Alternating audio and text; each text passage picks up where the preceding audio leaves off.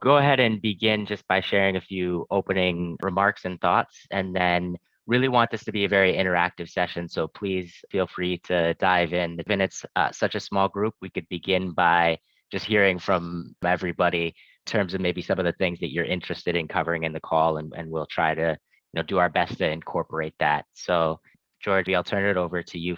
I think one concern for me is thinking of ways to add value to the mentor, especially since for these relationships, I'm interested in having them and not having very transactional type relationships, but more relationships that are mutually beneficial.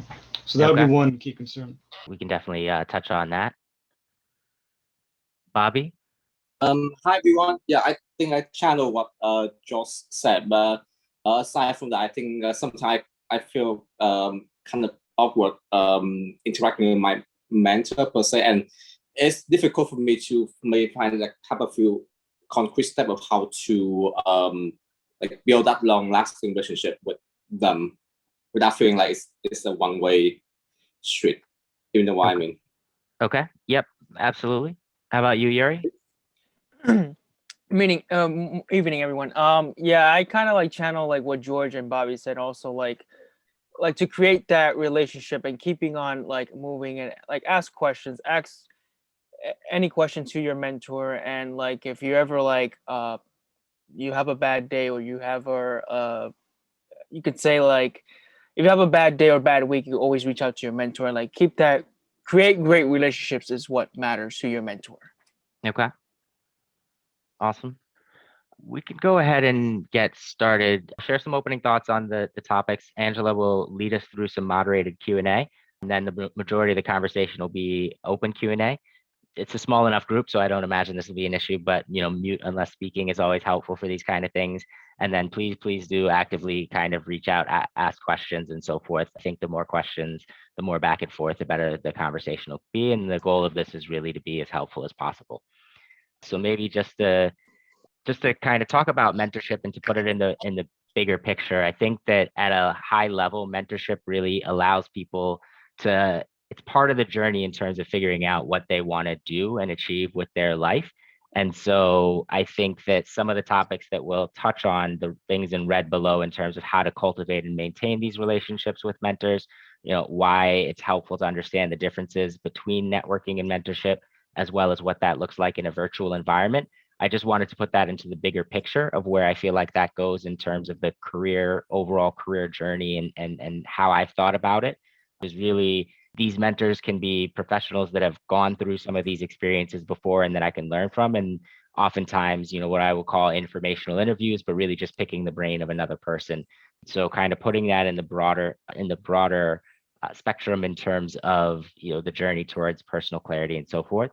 I'll run through these super quickly, but just in terms of my personal background, for those who I haven't met, went to Wharton for undergrad, had done internships at Google, Goldman, and Morgan Stanley. I was a first generation college student. So while I was in college, very much just trying to figure out what I wanted to do. And a big part of that was exploring a bunch of different things. Going to Harvard for my MBA, studied largely organizational behavior while I was there. And now I'm currently a consultant with the Boston Consulting Group in our Singapore office. While I was at Morgan Stanley, again, just as a way to try and learn as many different things as possible, started out in investment banking, then sales and trading, then a multicultural client strategy role focused on increasing business with Asian, Black, and Hispanic clients, and then a role in talent management. Throughout the conversation, I'll probably do a double click on this multicultural client strategies committee, because this is, I think, there's the woman who's lead that team. Her name is Carla Harris. For background on Carla, she's been at Morgan Stanley for over 30 years. She's a vice chairman. In addition to being a banker, she's also a gospel singer. She's had 5 sold out concerts at Carnegie Hall. She's performed at Madison Square Garden, was chair of one of President Obama's national councils. I could probably speak for an hour straight, but I won't do that about Carla Harris. But the reason I bring her up is actually whenever I think about mentorship and sponsorship, she's the first person that comes to mind. I met her for the first time during my junior year of college, and just immediately at that point, George, I was actually thinking a lot of the same things. Like, how could I possibly, as somebody who's just interning at this company, how could I possibly add value to somebody like Carla Harris, who I want to really develop this type of mentorship relationship with, who presumably is so far along in their career that, like, what could I possibly, this was a lot of what I was asking myself as well. What I really came to realize with time, though, is that anybody who's particularly busy, there are a number of things that you can really help them with. So, what I found was a process of trying to understand for these people who I want to develop as mentors, what is it that they're really trying to accomplish with their life? And is there a small piece of that that I can take and help them be a more effective? So, like somebody like Carla Harris is an example. She's on the board of directors of an organization called Sponsors for Educational Opportunity, which is meant to help underrepresented minorities that are looking to break into finance. And I knew this is something that she was passionate about. So I kind of stepped up to be the Morgan Stanley firm captain, which basically just meant greeting all of the summer interns that were a part of this cohort and being a mentor for them, guiding them, answering them questions, pointing them in the right direction. So doing a lot of the on the ground blocking and tackling that in a hypothetical world, Carla would love to be able to do herself. But people that have, a lot of demands on their schedule really need other people to provide them with that greater leverage. So doing things like that have really been what's allowed me to identify, think about how I can add value to other people and so forth. So we can unpack that further in the conversation in terms of building that relationship, what it looked like and so forth. But I just wanted to kind of pause on this multicultural client strategy experience, and particularly that point around Carla, because I do think it's a big piece in terms of really thinking about how do you add value to your mentors. And I think it's a great way to be thinking of the of that relationship that a lot of people, I think, actually overlook. And when they're reaching out for mentorship, their framing and their mindset is all about what can I learn from this person. And I always encourage people to reframe that and think about what can I provide to this person. And in the process of providing to this person, you will learn more than I think if you're just going in it from the perspective of like, what can I learn? Because you'll ultimately get closer to that person. You'll ultimately be able to see the world through their eyes and kind of learn a little bit what's on their mind in that regard. So we'll dive into that a little bit more. And Bobby, to your point around kind of the relationship and the level of interaction and camaraderie that you have with your mentors, I think that that's something that we'll talk about as well. Because certainly when I was early on in my career and interacting with these very senior mentors, I as well felt fairly awkward in the presence of them. I felt like a child in the presence of them. But I think that over time, what I realized is I started to reframe that, because I realized that in many ways, a lot of these people, if they care about mentorship and developing others and so forth, you actually might be the brightest part of their day. So they might much rather have conversations with you than do whatever their day-to-day work is and so forth. So we'll kind of talk about that as well in greater detail. And just to kind of round it out, so when I was at HBS, I focused largely on organizational behavior. My core kind of pillars in terms of what I was looking to get from the experience were developing leadership skills, studying organizational behavior, and really trying to gain personal clarity.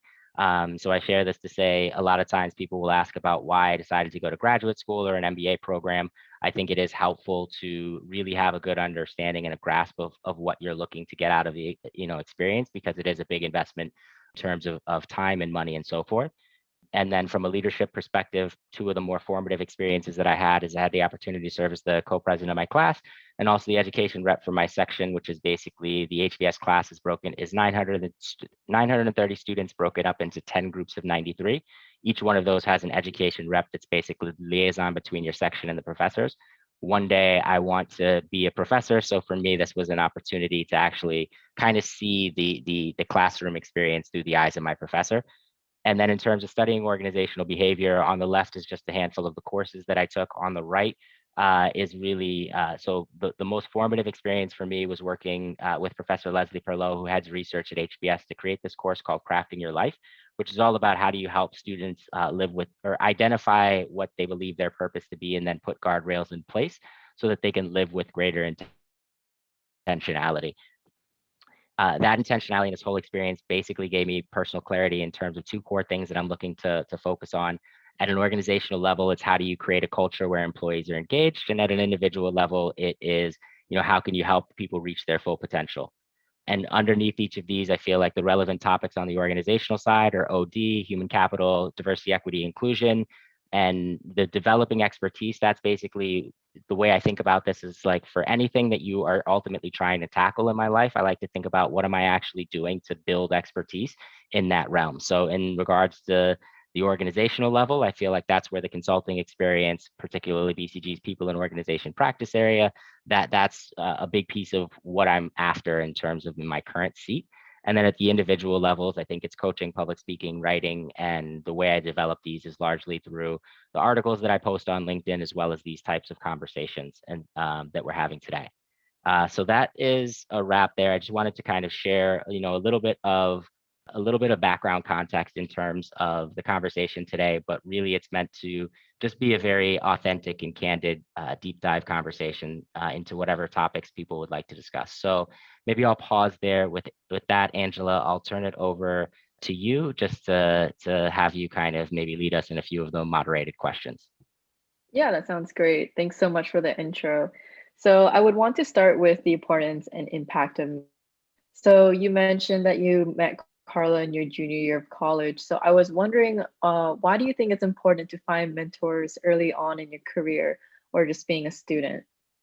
Yeah, so I think it's very important to find that level of mentorship early on in your career because I think that what success looks like in an academic sense is very different from what success looks like in a professional sense.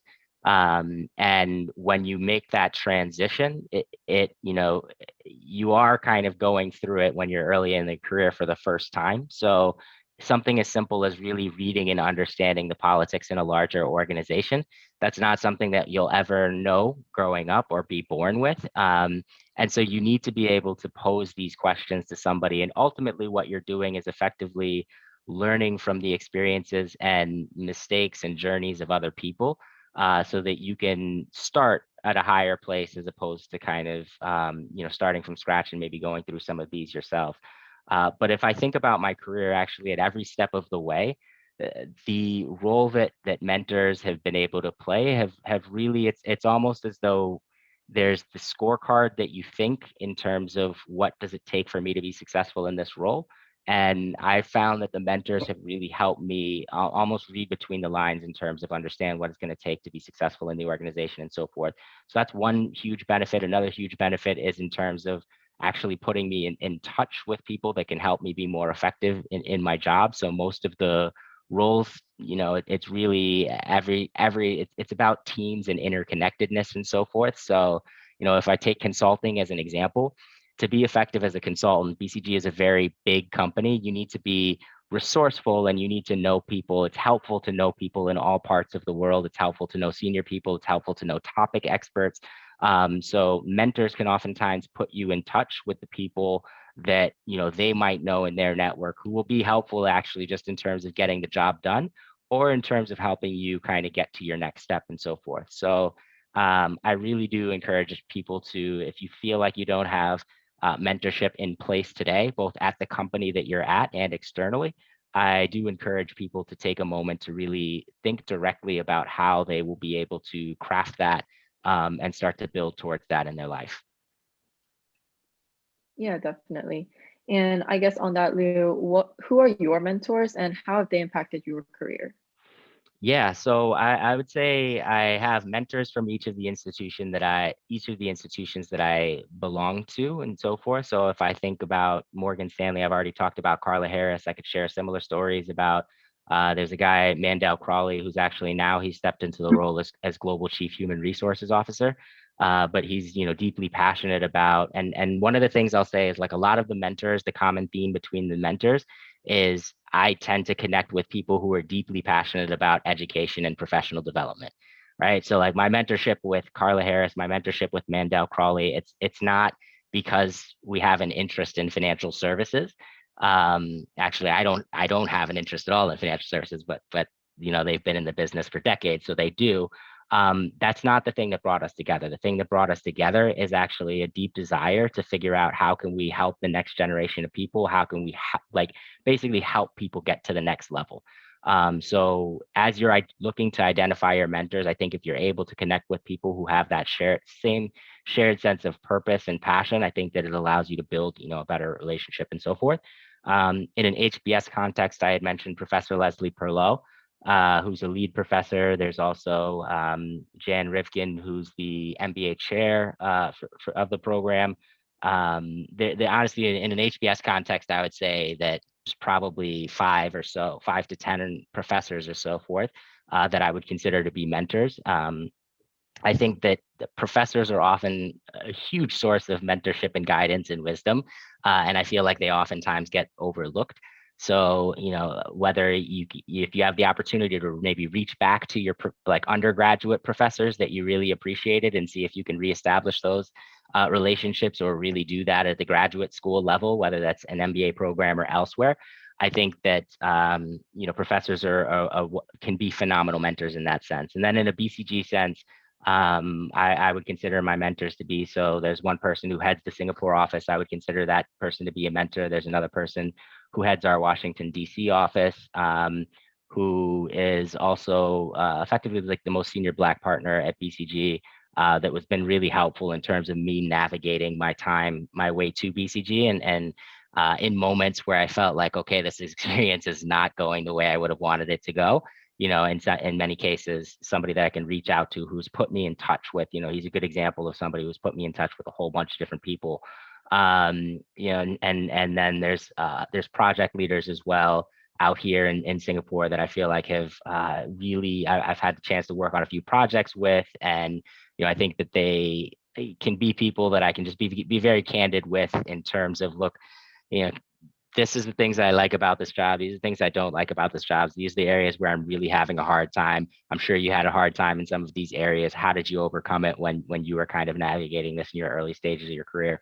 And then there's a whole kind of host of mentors that I've never been a part of the same institution, but I just our paths have crossed at some point. So I guess what I would say there is, I think it is really important to have mentors at the institution that you're at, for sure. And I think that when you find these people who you really click well, ideally you're going to stay in touch with them for a lifetime. And I'm not talking about every single person who's ever given you good guidance, but the people who have like fundamentally informed the way that I view the world, which is not, everybody plays a small role in that, but there's not many people that I would put, on the same level as like, a Carla Harris, a Mandel Crawley, a Justin Dean, a Jason Moy, some of these people that, have had these huge, bigger kind of profound impacts. There's not many people I would put on that level necessarily. And so when you find those people, stay in touch with them, keep them posted on how things are going, ask them questions, ask for support when you need it, and just be really mindful of their time. So, they know that when you reach out, you're going to be using their time wisely and effectively. That's kind of how I've thought about the mentorship, and it has certainly, evolved with every chapter. Yeah, definitely. And you talked a lot about finding the mentors, but could you give advice on, picking the right mentor, and how do you successfully reach out so that they respond, especially if they're not in the same institution that you're in and more of a stranger in that sense? Yeah. So in terms of picking the right mentor, I think it's worthwhile to actually do a bit of like research before you invest the time and energy. And I think in that research, what it looks like for me as an example, when I'm researching, okay, is this somebody, the first thing is, if they're a very public facing person and there's YouTube videos, definitely watch the YouTube videos. If they've written a book, definitely, read if you're going to be kind of seeking guidance from a person and they've written a book, definitely take the time to read the book that they wrote, because a lot of what will be first of all, because it's a signal to them that you really appreciate and respect them enough to kind of, do the research, learn what they've already put out there, and then your questions can build on top of, what they've already laid out in there. And and if they don't have that, then you can oftentimes just go to their LinkedIn. You can look at things that they comment, things that they reshare, influencers that they follow on LinkedIn. Through these things, you can basically start to formulate a sense of what the person kind of stands for, what they value, and so forth. You can look at their LinkedIn, you can look at the recommendations. What have people basically said about the individual?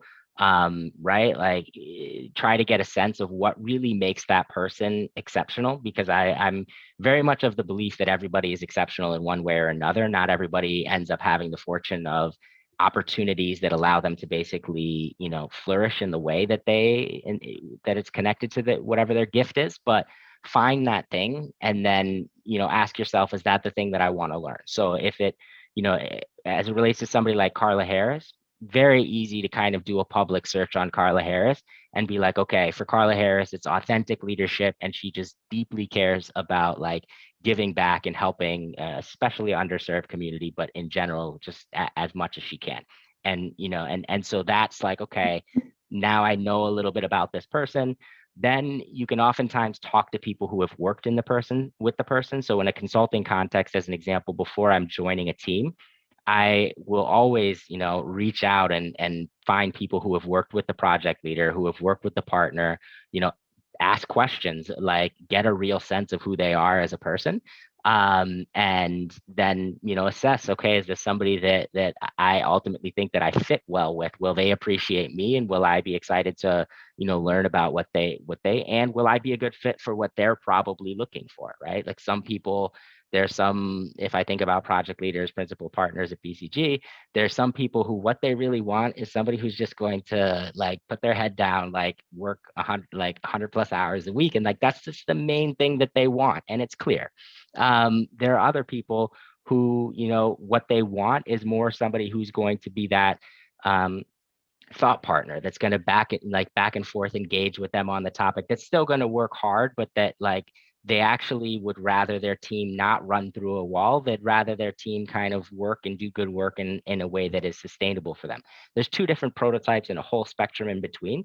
I try and basically figure out like where's the person on that spectrum before kind of aligning myself and so forth. And so I guess that's all to say, before I invest the time and energy in building out this relationship, I would say my homework on is this somebody that I am ultimately going to be a good fit with for the long term. Once I've kind of cleared that threshold and said, yes, this is somebody that I think is a fantastic person and a fantastic fit for what I look for in a mentor, and like they're exceptional in these areas, and I look forward to learning from them in these ways. Once I've kind of passed that threshold, now it's a matter of doing a deep dive into really understanding what they are passionate about and what they care about, so that you can help them with whatever their priorities are, right? So and part of the research that you did in the identification phase, I think will be also helpful in this phase. But it's a deeper dive, right? So I might talk to people who they've worked with before and just pose the question with them, like, hey, when you were working with X, Y, and Z person, what do you feel like they cared about the most? In the Morgan Stanley context, as an example, and this is something that I've realized, uh, for all of these senior executives that have kids that are 17, 18 years old and are contemplating going to college, I just reached out to a lot of them and I talked to them about like, hey, this was my process of navigating like the college, like, and hey, if they have any questions on the admissions process that either you want to pose or you want your kid to pose, feel free. I've had so many conversations where it's like me, some senior executive, and like their kid who's applying to Wharton, and that kind of thing, like people will actually really appreciate and value, right? Like if you can help somebody with the project that they're working on in terms of their day job, they'll appreciate that, no doubt. If you can help somebody with like their personal life or their family, they're going to appreciate that a lot more. So really getting a sense of like, what is it that is important to the person, and then is there a way that I can basically help make that person's life better? What I find is that if you have identified a good mentor and you make that person's life better, you're not even going to have to ask for things. They're just going to start opening up doors. Like these, all the people that I mentioned, every now and then I'll get a message from them that will be like, hey, like so and so is interested in the same thing as you. Like, let me put you in touch. And because the seniority of these people, the people that they tend to put me in touch with are also very senior people that are doing, work that's deeply connected to what I want to do. So I guess I share that to say, once you have developed this relationship with people, they will proactively look for ways to be able to provide that support and that guidance to you, as opposed to you don't need to kind of necessarily claw it out of them. Right. And going off of that, what are some soft skills you would recommend learning or honing in on to improve this type of relationship building? Yeah, so I would say the biggest thing, and I don't know if this counts as a soft skill, but I would say the biggest thing is actually just self-reflection. So I'd say the more that you know yourself in this process, the more that you'll know what is it that I actually need support and guidance on. Like sometimes I will talk with people who are eager to learn, but it doesn't necessarily, when I have a conversation with them, it doesn't necessarily feel as though they spent adequate time to actually think about like what is it that I want to look that I actually want to learn and that I actually want to be good at. And the reason I think that that's helpful in a mentorship context is if you're going to be reaching out to somebody for guidance, especially people who are busy, the first thing on their mind is going to be how can I help you?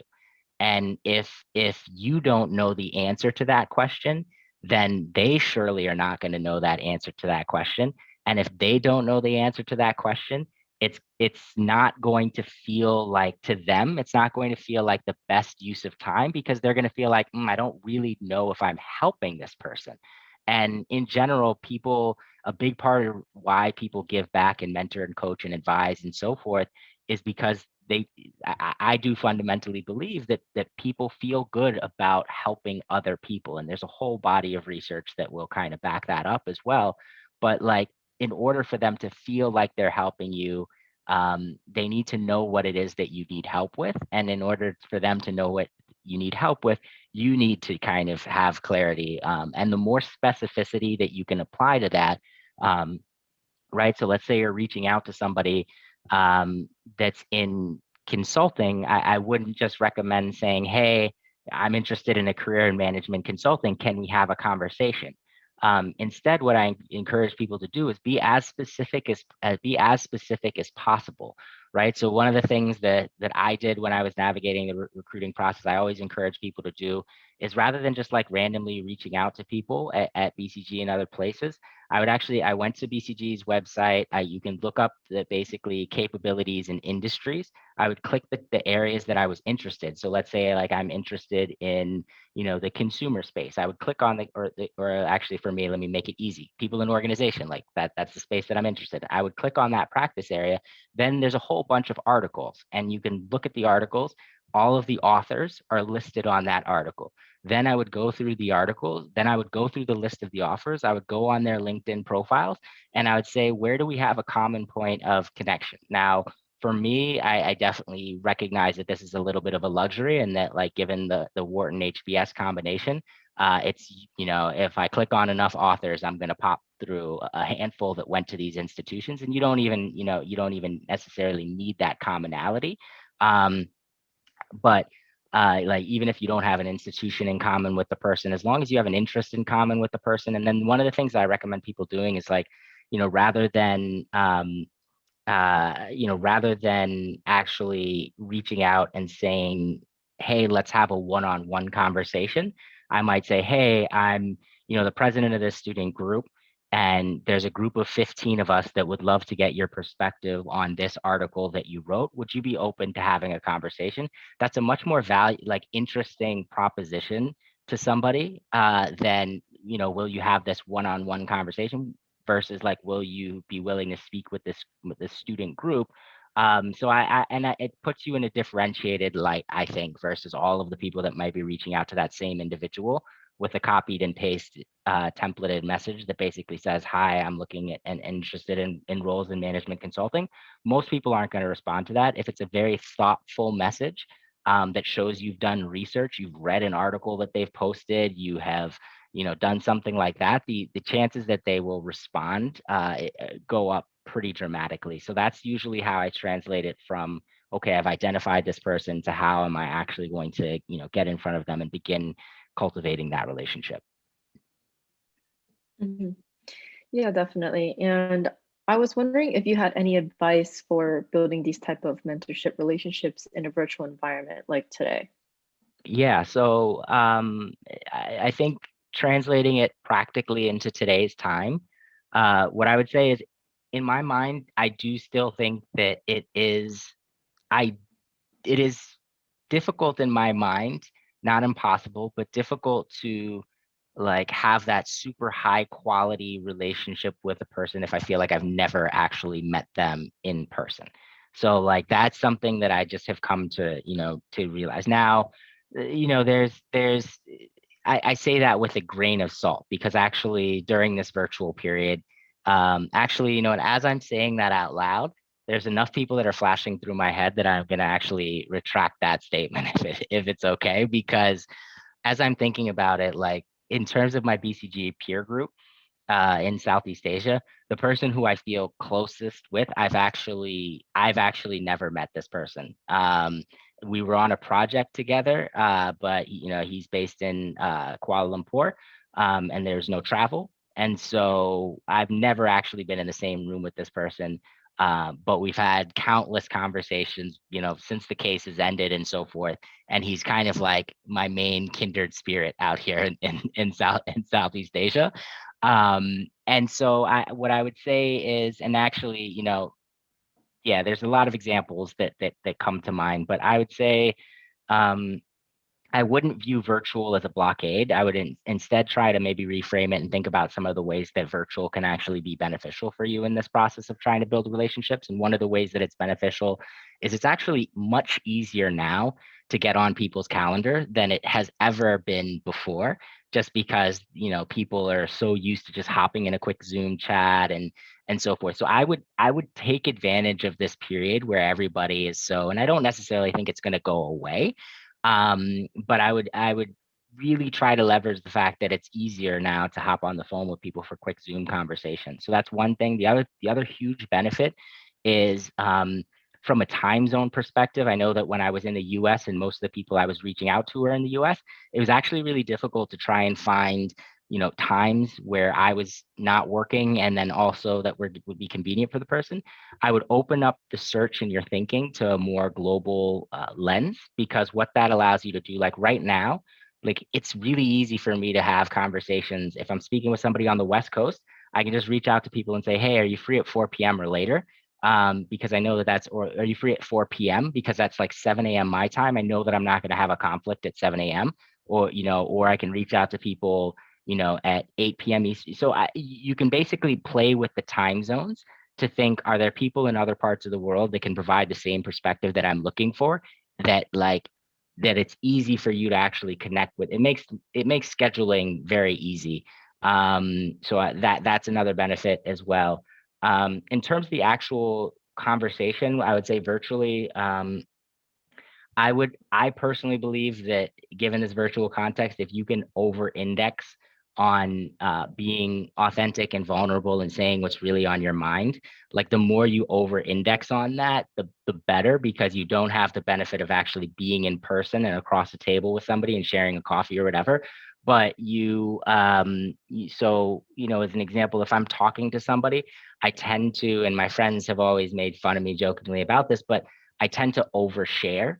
Like I will kind of be an open book, and I would say that in a virtual context, that's actually really helpful, because the more you overshare, it almost creates this feeling of like, wow, this person like really knows and really trusts me, and then it allows for this more open level of conversation. So I think if you can set the tone in the beginning of the conversation with something vulnerable, it doesn't matter. So if it's me, I might talk about like being a first generation college student. I might talk about my dad or my parents being a taxi driver and typist. I might talk about, struggling with dyslexia, always being on the verge of being held back.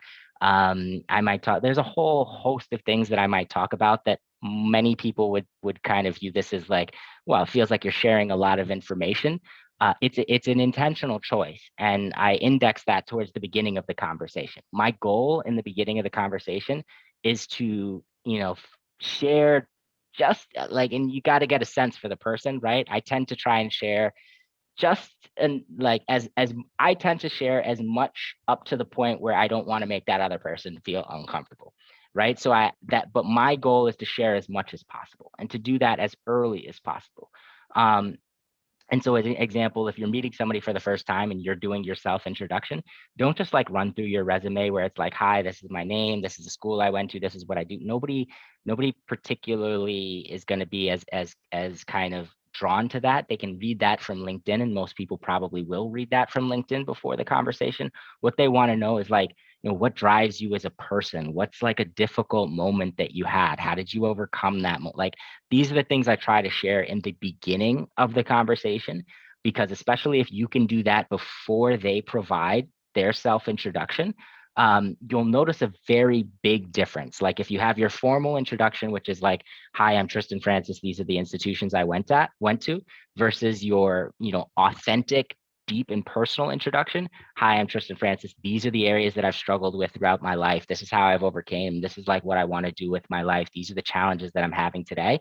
If you just present those two versions of yourself, what you'll see is that the person you're speaking to is going to mimic whatever you do, right? So if you give the very formal, hi, like these are the institutions I was at, when they introduce themselves, they're going to give a very, high level thing that's not really going to help you get to know them better. But if you share a lot, they will reciprocate with the same, and they will kind of tell you, look, I've been in the same seat as you. Like, the amount of times where I've talked to people like, yeah, I'm really struggling like with this thing. They've been like, yeah, I was struggling with this thing too. Let me tell you about this time where I was struggling with it. So I would say in a virtual context, and that's the kind of thing that I think in person, it's just bound to happen a little bit more at the water cooler when you bump into people and so forth. But when you remove that and you're talking about purely a virtual context, I think that it becomes increasingly important to interject that into actually interject that into the conversation intentionally, and the sooner the better, because it does set the tone for the conversation. Yeah, Tristan, I just wanted to add something to that. Um, Oh, sorry. Is it okay if I add one thing to Yeah, Tristan's? absolutely. Please do. Yeah, and one thing I noticed this during the pandemic as well is that a lot of the conferences and networking events are now virtual and are also free of admission, and you can attend anytime. So in a way, like the influx of opportunities that you could get in terms of, finding mentors is actually higher. And a lot of people don't actually follow up after these conferences. For example, like if I were at a room with all of you, maybe I'll bump into 1 to 2 and get to know 2 of you. But now I see everybody's names. But people don't do the extra follow up. But those ones that do, actually, you create a better relationship, and you're all of a sudden like everywhere at any time, which is incredible, right? So I think that's actually a huge advantage to being virtual, where you can almost meet anybody at your own time and know like people's names as well. Yeah, absolutely. And Catherine, I know you also did like a lot of research in terms of like the healthcare space, and so maybe, and I think that's a really powerful example. Could you maybe talk through some of like how you thought about the actual research that you've done and how you've kind of like surrounded it around an industry and so forth? Because I think there's a lot in there as well, just in terms of actually, maybe making it more tangible and practical for people. Yeah, I would say like there are so many good points about mentorship that you raised, Tristan, and always like I think it's always good to not just let people tell you what to do, like know what you want to do and then try to squeeze your way into it by contributing. So for example, this year I'm actually co-chairing the healthcare conference at HBS, which is completely free, by the way. So anybody wants to sign up, it's usually like hundreds of dollars, but because of the virtual environment, we opened it up to everybody. But like, how do you get opportunities like that? I volunteered for a year to write articles for them. I was their scribe. I was making PowerPoints, marketing, and kind of volunteering my time. And with a lot of these leaders in power, they have a lot of insight, but what they don't have is time. So like when you think about how can I contribute to my mentors, one thing you can contribute is just your free time, right? Like, let me help you with this article you probably don't want to write for the 15th time. Let me like create this marketing material for you, which will help you promote this conference. And then naturally, people will start noticing you and tapping you for these opportunities. It's almost like like generating spontaneous luck and bumping into others. Yeah, no, absolutely. I think it's I am noticing so much of this content is now being made free and available. And so in some ways it opens up doors that weren't there historically, and 100% agree that if you can just think about like, how can you save another person time? They will greatly appreciate that. And I genuinely have the belief that everybody on this call, if they thought enough about it, could provide value to any person in the world.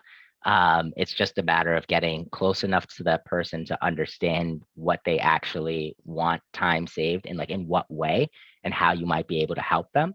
But there's always a way. So to the extent that you're able to kind of identify and find that, and then save time, whether it's by writing articles for people or really doing whatever it is that will be helpful to them. And yeah. Most definitely. I think those are really great points. I think right now I'm going to go into the form and just pick out some questions that were sent in. So one person asks, I'm just going off what was previously said, what can I really bring to the table for the mentor's benefit? And I would like to tailor this more towards like college students. So maybe they are looking to contribute back, but they don't really know what to do, especially if they don't have such a deep relationship with professors or people like that. Yeah. So in terms of I guess what to do in this when it comes to contributing, I would really just try and propose how you can help the person and then maybe get like feedback from them, right? As an example, I always would remember as an intern in college, there's like two different ways that you can approach somebody. One is kind of saying, "Hi, can I help you with anything?" And then two is like, "Hi, I see that you're working on this presentation. Is it okay if I put together like a research book which just has like the equity research reports from some of the companies?" And the first approach, almost always, people would say, "No, no, it's okay. I'm all set." And the second approach, people almost always would say, "Yes, absolutely. That'd be super helpful. Thanks." Like, and if you could find something that talks about this merger that they did, like that's even better. So in my mind, what I realized is it's not that people don't actually want help. It's that people it takes time and energy to actually try and explain to you, like, actually, what I want you to do is go and like research other companies and put it into a book and then give me all this. It takes time for them to explain it to you. So that it ends up being easier for them to say, okay, you know what, I can just do this myself and I'll do it more quickly. And then I won't have to go back and forth with this person versus if you come in with a strategy for, hey, can I help you with 1, 2, and 3? That signals to them, okay, this person's actually going to be helpful because they know what I'm looking for here. And maybe, 1 and 2 were exactly what they're looking for. And 3, maybe they don't need. So it's easy for them in that moment to say, actually just focus on 1 and 2 and maybe, don't do 3, maybe do this instead. So what I would say is, once you've found that person, take a guess, like, in consultant, we always talk about like having an initial hypothesis, like have an initial hypothesis of what you think that person will want help with and present that initial hypothesis to them, listen to them and revise it based on what they tell you. As opposed to, I would never just recommend, I don't think it's enough to just say, hey, is there anything that I can help with? Because oftentimes people are going to say, no. But so really creating that hypothesis in terms of how you think you can help them and then presenting that to them and taking their feedback. Mhm. Most definitely. Another question was, how do you develop clarity on what you want? You talked a little bit about self-reflection. So just understanding what you really want from the mentor, maybe just your goals in general. Yeah. So for me, one of the areas that I use to develop clarity, I always like to put things down on paper. So, if I'm thinking about, let's say I have no idea what I want to do, or I'm deciding between 3 different paths. One path is investment banking, another path is like consulting, another path is like PhDs in organizational behavior. what I would do is I would take a blank piece of paper and I would start just by writing down things like, why am I interested in this path? What does it look like if I were to go down this path for like 5 years? How does that change if I change the outlook from 5 to 10 years? Those are the kind of questions I'll basically be asking myself so that I can have some initial content on each page. And then I actually did this at a few points, is like, if you take a piece of paper and you isolate one path on each piece of paper, and you physically, I would tape them to a wall or to a door, and I would just look at the three of them. And one of them, like, at least for me, when I did that, usually it was enough to kind of be like, oh, I gravitate towards this thing more than the other, right? There's like one piece of paper that you want to love more. And like, it will just, I don't know, I think that at least is what I did. And I think that another exercise a similar approach can be taken when I was trying to decide between companies, especially in similar spaces. So when I was thinking to myself, okay, I'm interested in consulting, but would I rather be at BCG, Bain, McKinsey, elsewhere? I actually wrote down on a piece of paper all of the people that I knew who were at each of these different places. And again, took that same approach, put them in front of me on a wall, and just looked at them. And I was like, okay, from a cultural fit, like, this is the group. And I would ask myself questions like, not just where would you want to be stuck in an airport, but take it much further than that, right? Like, go, which of these people, when I have vacation days, would I be excited to like go on vacation with these people? Which of these people, if I'm picturing like, an eventual wedding, and I look out in the audience, which of these people do I actually want to see in that audience at like my wedding? Like really ask yourself those kind of questions. And I did notice a big difference between that BCG list and the other lists. And that's not to say that I didn't have friends that are at these other places. Of course I do. But I noticed that if you take that time to actually do that, and if you don't have enough names to put on the piece of paper, well, now, like, that's also a signal that you should do some more outreach. You should have some more conversations. You should keep on pushing. You should go to the company websites. You should read articles that were written. You should kind of, get in touch with some of these people. So that was usually the process of clarity. I think that for me, it's a lot about putting my thoughts and papers down in front of me and then assessing different options. And then when you learn of a new option, right, because sometimes you discover a path that you didn't even know was there before, that's great. Now take that path and flush it out and put it side by side next to the path that you were previously considering. And so it for me, that has been a never ending process. But at any point in time, I basically feel like I have, a path, like all of these different paths that are mapped out. And I'm just kind of further refining and flushing each of them out as I go. One thing that Tristan said that really helped me, as I'm actually going through that process of looking at 3 different paths, is that if in the future somebody reach out to you, what do you want them to reach out to you for, right? Because I think idealistically, I think there's the part of us that's rational and follows our heart, but there's also the ego part of us, and it's going to get harder, especially harder and harder as you go on, where things that are more immediate becomes more attractive, such as compensation and benefits and all those things. But ultimately, I think that's the question that really clarifies, because that's more of a long-term game that you may or may not see it immediately. And sometimes the shiny objects are very, very shiny. Yeah. So I think it's hard. It's not easy. Yeah.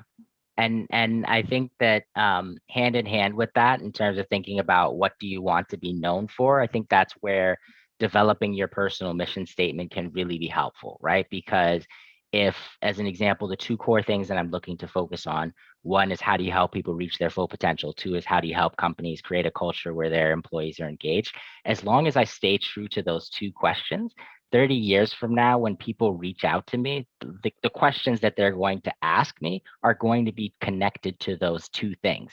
And that excites me because that's what I want to talk about, versus like if I had stayed in financial services, right? I make much less money today than I made when I was at Morgan Stanley like 5 years ago. So if I'd stayed at Morgan Stanley, I would have, from a compensation perspective, made a whole lot more than I'm making, but I would have been setting myself up for what I would describe as a very hollow, unfulfilling life that would eventually catch up with me, because 30 years down the line, people would be coming to me and saying, Tristan, can you tell me about like what merger you think is going to, or could you tell me about like, what do you think is going to happen with the financial market, and like things that I don't want to talk to anybody about that stuff, not because it's not important, but because I just don't personally care. So I would really caution people from going down a path that is lucrative, but they don't care about it. Like, I did it for a few years, but I also did it very intentionally because I wanted to make enough money to give myself a little bit of like a financial foundation that I could help my family in the near term. And I did that. I went into Morgan Stanley, I made a bunch of money. I bought a place for myself when I was 25, and I bought a place for my older brother who didn't go to college and he's lived most of his adult life below the poverty line in New York. I bought a place for him when I was 26. He still lives in that place. I kind of felt like, okay, I feel free enough at this point. Now I'm done. And I would say the sooner you get to the point where you're not making that decision, right? So like, let's say that you're graduating with a bunch of college debt and you want to power through that and you want to power through that debt, and be in something that pays you a little bit higher and then refocus you. I would never say, encourage people against that. But what I would encourage you, like, if that is what you're doing, then power through that debt as quickly as possible and get out there. Get out of there. Don't spend a bunch of money on things that you don't need, and accustom yourself to a lucrative like lifestyle that's doing something you don't want to do. Because I think that it's temptation, like as Catherine kind of described, as like a shiny object. It's tempting because you can do it, and that it'll make you a certain amount of money in the short term, and that feels good and that feels reassuring. But in the long term, when I look at these people, and I find a lot of them in financial services, I actually find a higher percent of them in financial services than I do in consulting personally, but I find a lot of them in consulting as well. But people that have just kind of stayed put because the money was just like kind of good enough, and like life was comfortable enough. And so it really was hard to leave. And so they just didn't. And for sure, those are the people who I feel like have the least satisfaction with their life versus the people who have a fundamental, like, this is what I'm excited about, and I'm going to spend my life chasing this.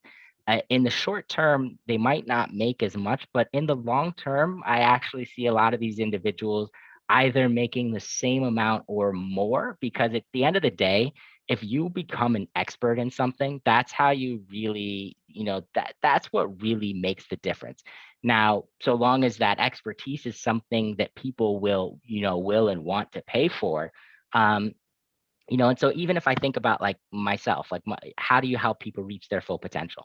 If I really become an actual expert in this topic, I will make more money than if I just go to, and stayed in any of these maybe more traditional paths. Now that's not the aspiration, but it's just the reality that that exists as an option.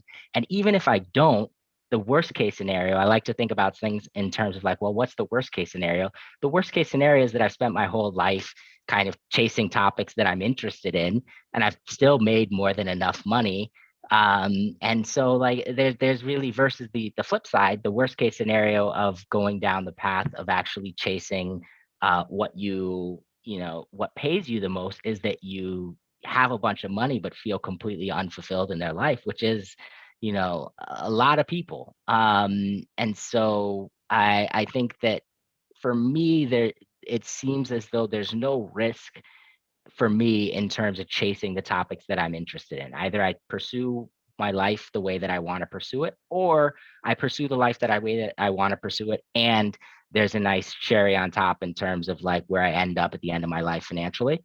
But generally speaking, the more you can remove the compensation from your decision making process, which in this point I'm kind of equating shiny object with compensation, the more that you can remove that and really think about like what is it that you want to be an expert in, I think the better that you're setting yourself up for success in that regard.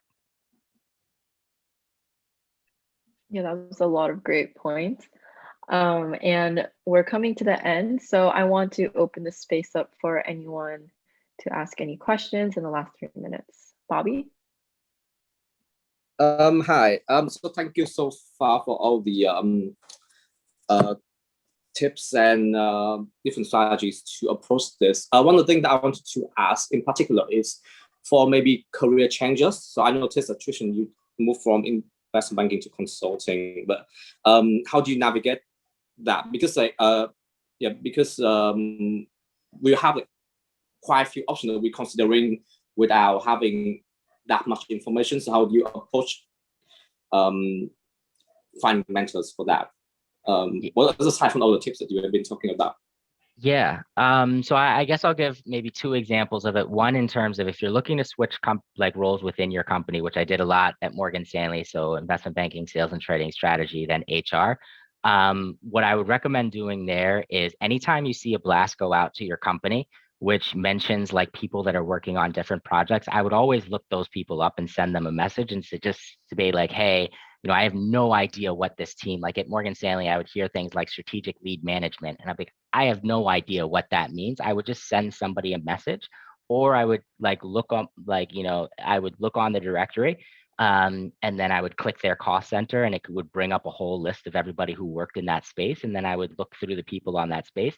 It's like my goal was to know what every single team in the organization did. Obviously not a realistic goal, but the closer I got to that, the more I started to realize, hey, if you're at a place where you like the place, but maybe you just don't like the seat, what you might need to change is not necessarily the company, but maybe it's the seat. And even if I think about like where I am with BCG, that's kind of where I am. I don't like the consulting seat, but I still think I think BCG is a phenomenal platform and a phenomenal company. So there might be some other seats internally that are a better fit, which is likely what I'll end up kind of pivoting into. Or, and then so I say that to say that before you leave a company, I would also think to yourself, are there some opportunities internally that actually might be a good fit for what I want to do? And just consider what those might look like alongside the external options, which I think everybody should also be considering what their external options are. On the external options front, I think you can reach out to people I would start by reaching out to people who are in the actual seat that you would be stepping into, and kind of going through that exercise to assess that you'll actually enjoy the seat that you're moving into, as opposed to you wouldn't want to just kind of like, yeah, you wouldn't want to just like, if you're going to move externally, or if you're going to move, I think you want to be clear on what you're moving and what you're stepping into. And so I would just have those conversations to set that up. But I'd reach out to people, and I'd recommend like being direct, right? So if you're interested in a role or an opportunity, then I would phrase it as, hi, I'm like reaching out because I'm interested in ultimately being, taking on this position that I see was open on LinkedIn.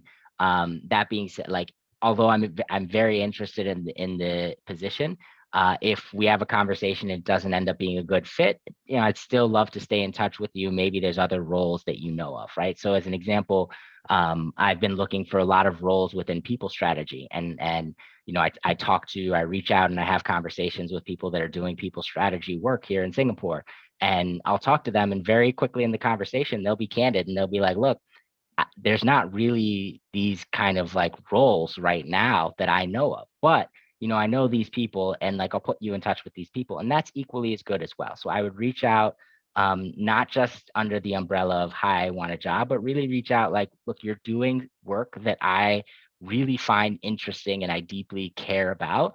Like, can we have a conversation? I just want to learn from you. And then when you're having that conversation, hey, if you happen to know of a job or have a job, even better. But like that's the mindset that I'm usually taking when it comes to the external piece and the external outreach.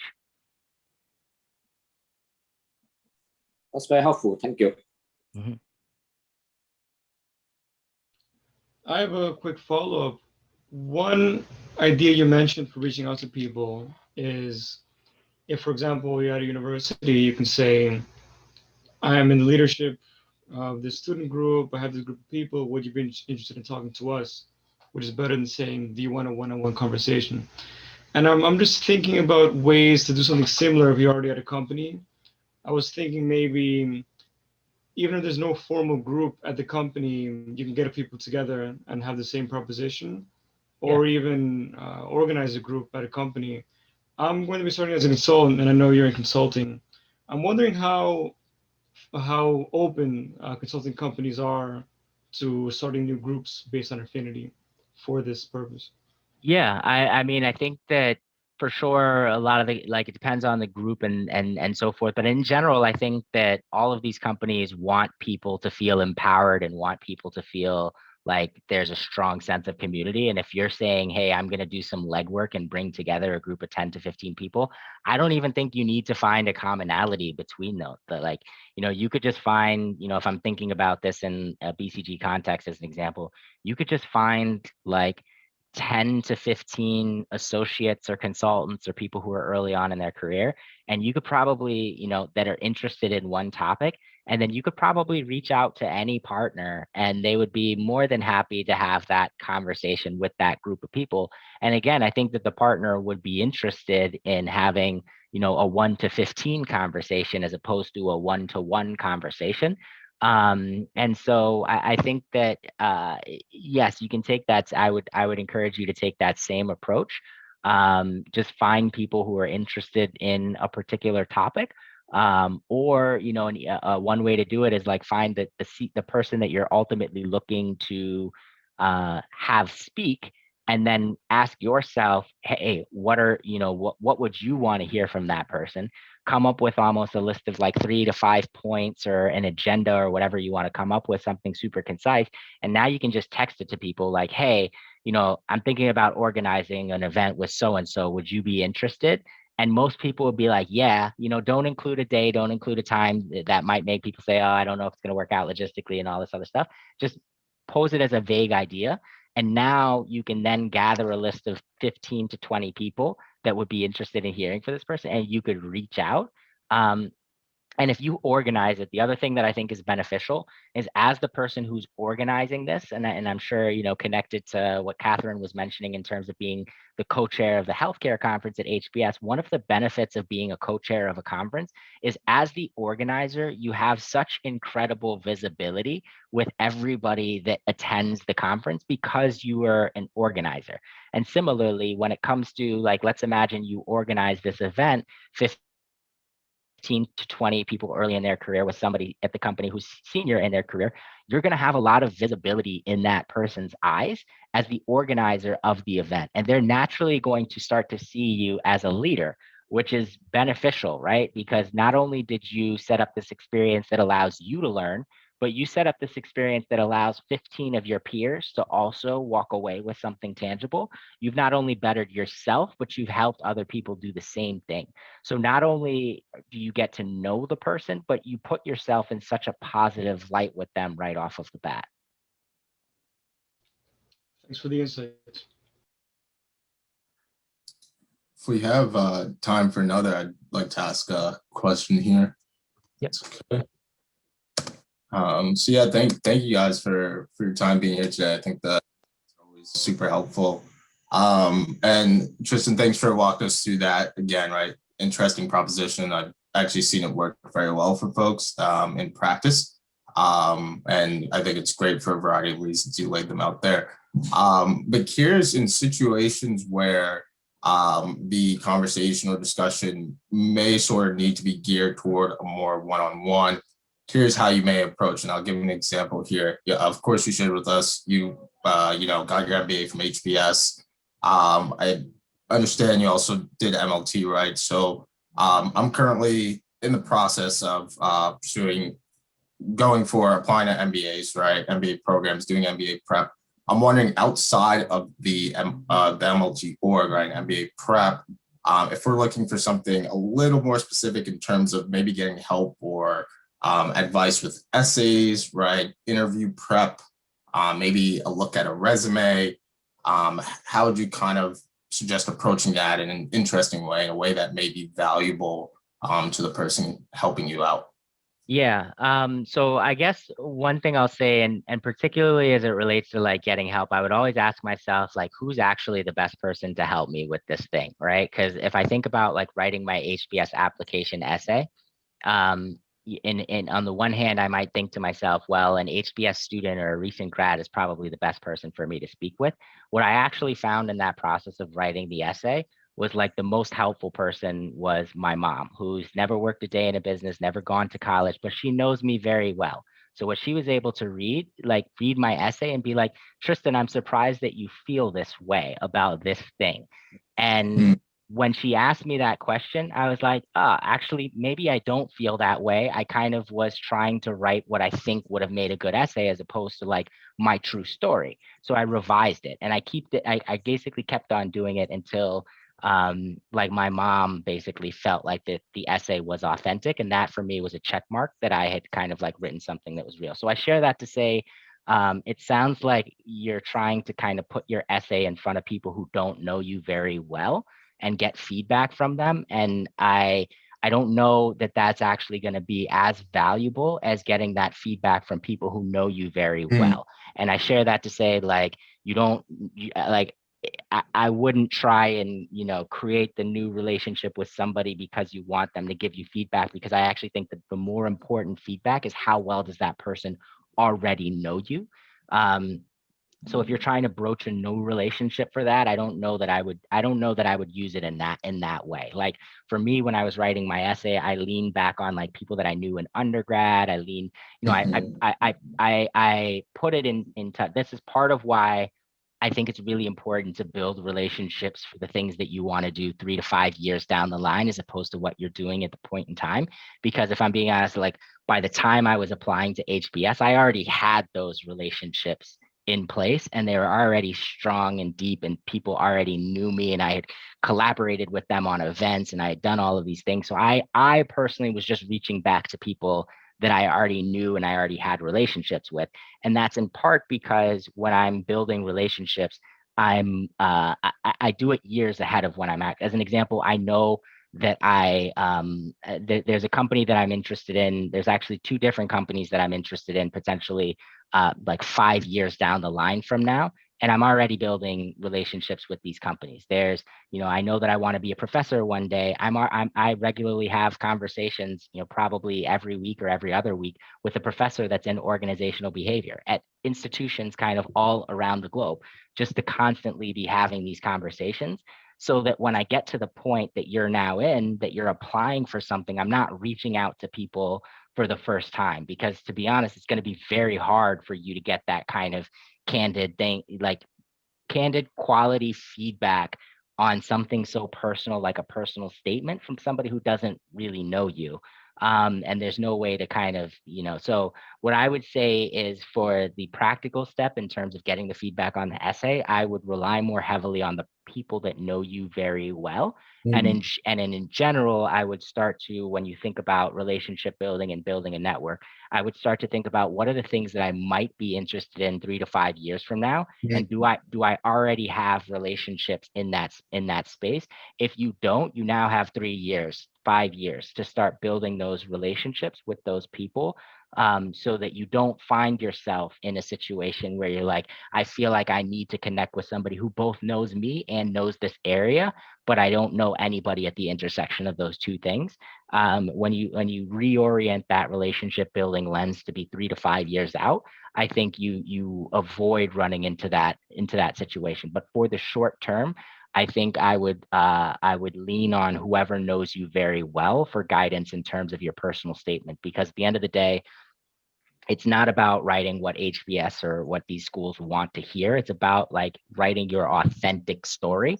And I genuinely believe that to be true, even though everybody seems to think that there's a certain thing that they want, that admissions wants to hear, and they want to make sure that they put that magical sentence into the essay. It doesn't exist. Like, write your story and write it super authentically, and I feel like whoever knows you best is who's going to be best suited to help you with that. Wow, that was amazing. Thank you. There are no other questions. Thank you, everybody, for dialing in. Definitely enjoyed the conversation today. I'll continue to, organize these events every few weeks or so. So if there's a topic that you're interested in, hearing about that I haven't covered, or feel free to shoot me a message in terms of what you'd want to hear. I always definitely welcome suggestions and so forth. And, a huge thank you to Angela in terms of actually, moderating the session, helping to organize it and spread the word for it and so forth. And Catherine, was glad that you could, join and share a lot of your perspectives as well. And everybody, George, Charles, Yuri, thank you for posing the questions. Bobby as well. Really appreciate the engagement, and the back and forth always makes the conversations even better. So thank you, everybody. Good night for those in the US. Good morning for those here in Singapore. I'm looking forward to the next time. Till then, take care. Thank you. Thank you. Thank you. Thank you.